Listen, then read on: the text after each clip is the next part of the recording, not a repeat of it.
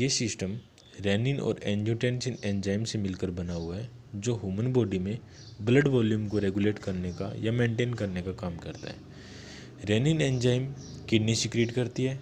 Angiotensin जो होता है वो लीवर, एक टाइप का ये प्रोटीन है जो लीवर इसको सिक्रीट करता है और प्रोडक्शन करता है। ये हर 24 आवर्स ये ब्लड के अंदर अवेलेबल रहता है। तो जब रेनिन के बारे में फर्स्ट बात करते हैं, रेनिन किडनी के अंदर फॉर्मेट होता है और सिक्रीट होता है वहाँ से। किडनी की जो फंक्शनल यूनिट होती है नेफ्रॉन का स्ट्रक्चर अगर देखें तो ये उसका बॉमन्स कैप्सूल और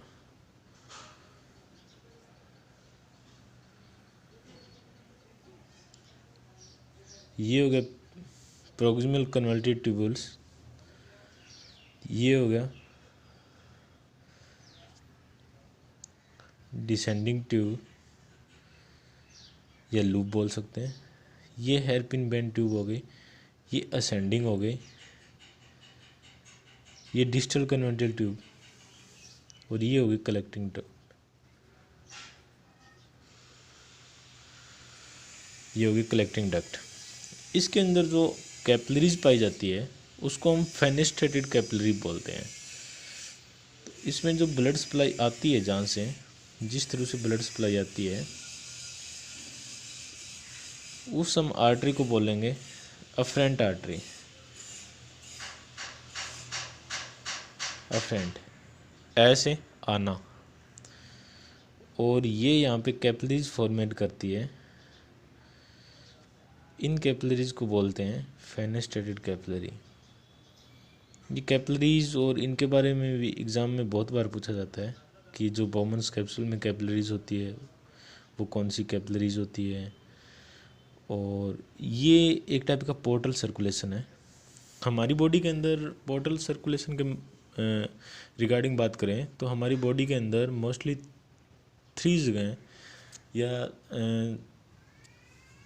3 पार्ट पे 3 जगह अपने पोर्टल सर्कुलेशन प्रेजेंट होता है। 3 जगह में ब्रेन, किडनी और लीवर है। पोर्टल सर्कुलेशन का मतलब होता है किसी एक जगह पे या किसी भी एक यूनिट के अंदर 2 जगह ये 2 बार कैपिलरीज प्रेजेंट होना।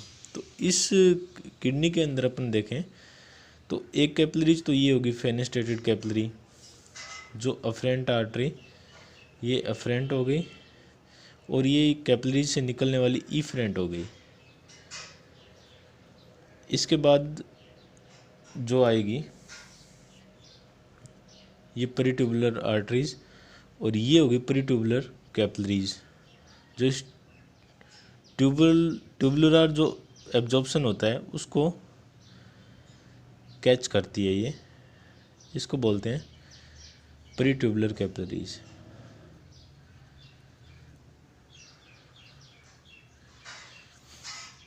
इस पेरिट्यूबुलर कैपिलरीज की वजह से, या एक कैपिलरी ये हो गई, एक कैपिलरी ये होगी, 2 कैपिलरी प्रेजेंट होने की वजह से रीनल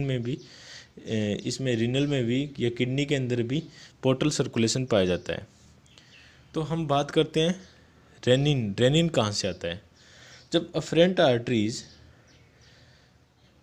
आर्टरीज इसके डिस्टल कन्वर्टेड ट्यूब के पास से निकलती है तो यहाँ पे कुछ सेल मॉडिफाइड हो जाती है। डीसीटी पे कुछ सेल मॉडिफाइड हो जाती है, और इन मॉडिफाइड सेल को बोलते हैं मैक्यूला डेंसा।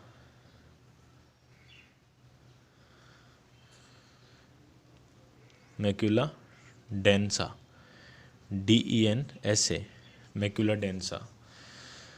और इन्हीं सेल, ये सेल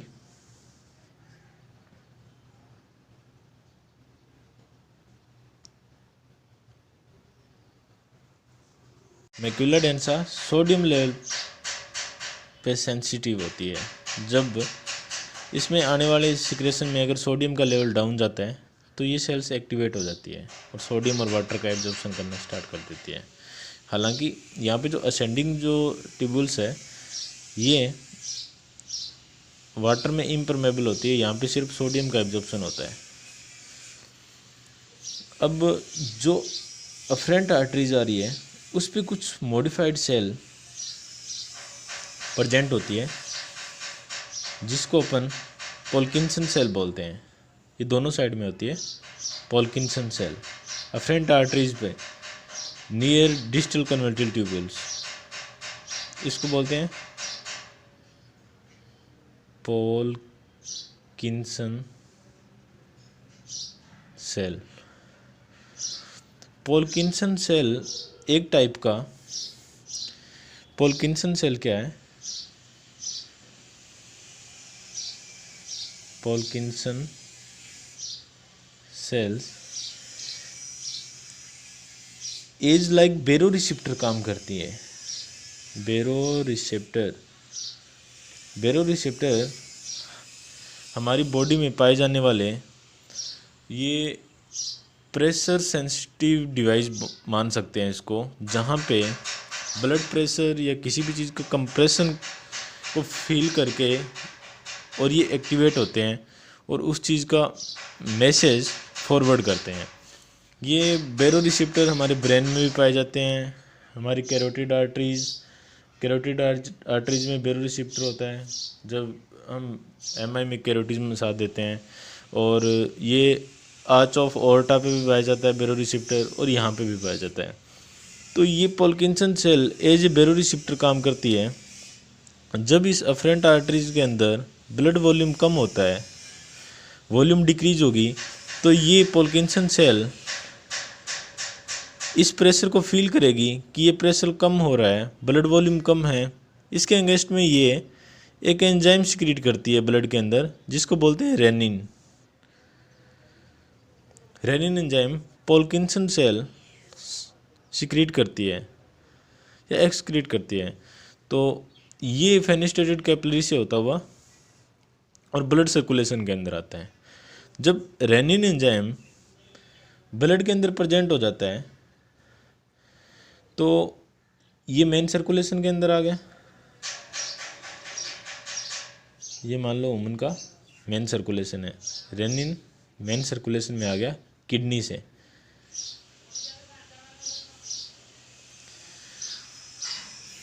अब सर्कुलेशन के लिए, सर्कुलेशन में ऑलरेडी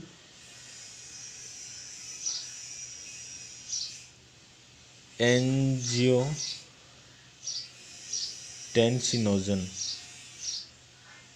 एंजाइम प्रेजेंट है। नोजन जहाँ पे वर्ड आ जाता है वो उसकी इनएक्टिवेट फॉर्म होती है। नोजन जहाँ पे वर्ड यूज़ होता है वो किसी भी एक एंजाइम की इनएक्टिवेट फॉर्म होती है। इसका फॉर्मेट जो निर्माण करता है वो होता है लीवर। लीवर से ये ब्लड में आता है। ये 24 आवर्स ब्लड में प्रेजेंट रहता है। ये एक टाइप का प्रोटीन है, प्रोटीन ए।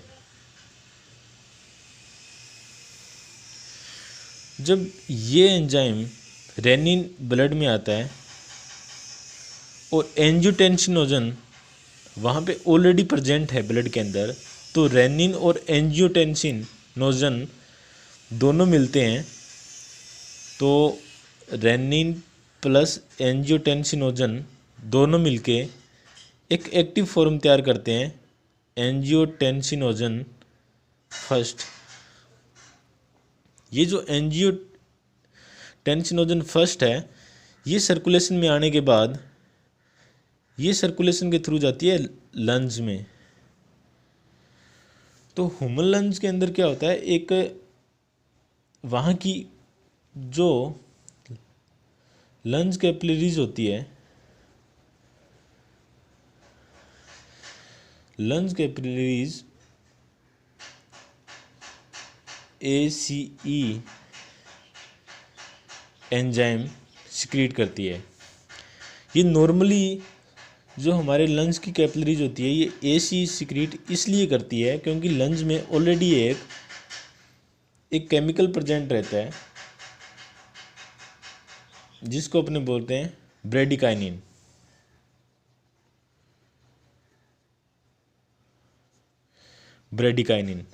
ब्रेडिकाइनिन एक वेसोडाइलेटर है।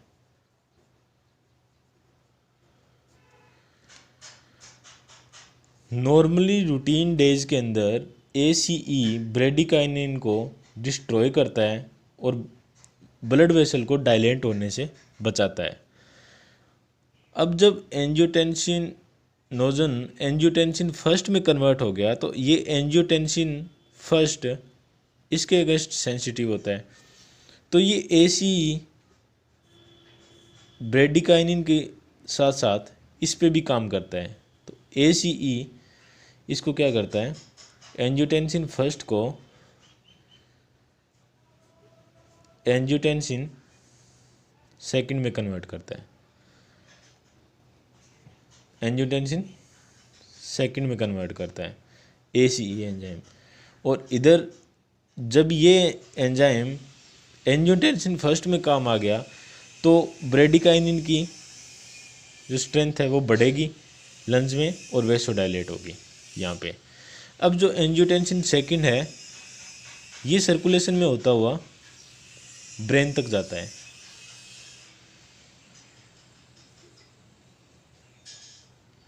ब्रेन में जो हाइपोथैलेमस होता है वो इसके अगेंस्ट सेंसिटिव होता है, तो इसको वो फील करके वो पिट्यूटरी ग्लैंड को ADH सिक्रीट करने का स्टिमुलेशन देता है। इसको सेंसिटिव मान के, यानी एंजियोटेंसिन सेकंड से सेंसिटिव है ये हाइपोथैलेमस, और इसके अगेंस्ट में ये पिट्यूटरी को ADH सिक्रीट करने का स्टिमुलेशन देता है। और ADH जब ब्लड में आता है तो ADH ब्लड में आके और ये किडनी पे काम करता है। जब ये किडनी पे जाता है तो ये यहाँ की जो सोडियम एब्जॉर्प्शन की साइट है उनको बढ़ा देता है, तो सोडियम अपने साथ वाटर को लेके आते हैं।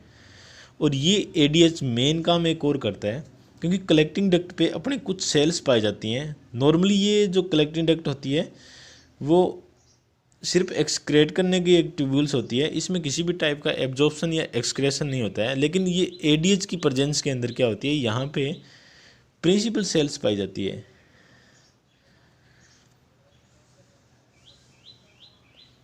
या इसको कैपिटल P से इंडिकेट करते हैं। ये प्रिंसिपल सेल्स ADH की प्रेजेंस में वाटर के लिए प्रीमेबल हो जाती है, यानी मेम्ब्रेन को प्रीमेबल कर देती है और यहाँ से वाटर का एब्जॉर्प्शन होना स्टार्ट हो जाता है। तो इस एंजियोटेंसिन जो है और रेनिन है, इस पूरे साइकिल में जो इम्पोर्टेंस काम का है वो है पोल्किंसन सेल। इसके बारे में एग्जाम में पूछा जाता है। मैक्यूला डेंसा के बारे में पूछा जाता है, किसके अगेंस्ट सेंसिटिव है। पोल्किंसन क्या है और किसके अगेंस्ट है। कलेक्टिंग डक्ट पे कौन सी सेल्स पाई जाती है और ये किसके प्रभाव में ये परमेबल हो जाती है। और जो नेफ्रॉन है, नेफ्रॉन की ट्यूब्यूल्स पे कौन सी कैपिलरीज प्रेजेंट रहती है। ये काफ़ी सारे क्वेश्चन इसमें बनते हैं, तो प्लीज़ इसको रिवाइज करें। और अगर कोई डाउट है तो कमेंट बॉक्स में लिखो, डाउट क्लियर करने की कोशिश करूँगा। थैंक्स।